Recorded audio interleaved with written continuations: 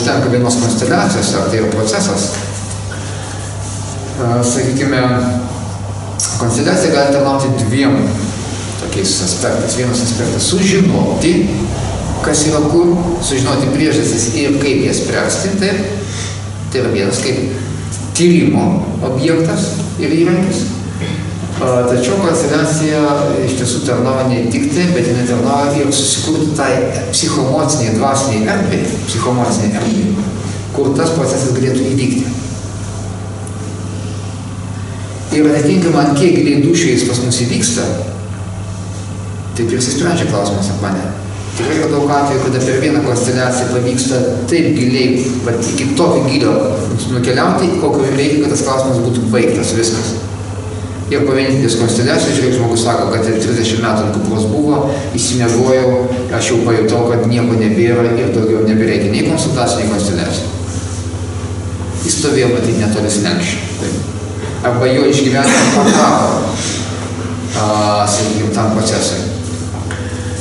Lygiai taip pat gali būti tokie atvejai, kad per vieną konsteliaciją mes pamatėm, kas ten yra taip, ir o išgyventi sugebėjom tik tiek. O reikia dar išgyventi tiek. Vadinasi, tai yra tai, kad konsteliacija neveikia galbūt ne iki 3-4 metų dar po konsteliacijos, jeigu mes tai palaikom. Ir gavę tą žinią, odas sako, gerai, pažvelkite, tai pabūk su to. Leisim tik pajausti, leisti išgyventi per gimimo dienas, per tėvo dieną, per motiną dieną, per mirusiųjų paminėjimo dieną. Leisim tame procese pabūti ir žmogus, todėl gali keliauti pats. Priima. Kartais būna tokia atveju, kad po konsteliacijos žmogus tenai keliauja pats ir sako, tai per metų bėgėje tas procesas susitvarkė. Bet dažniau būna tai, kad tokiais atvejais reikia tam tikro palaikymo, pagalbos, galbūt konsultacijos vėliau. Gali būti kitos konsteliacijos gali reikėti. Bet kokiu atveju galima pasakyti galbūt tai, kad su viena konsteliacija mes dažnai pakeičiam visą eilę konsultacijų. Kur kalbėtume.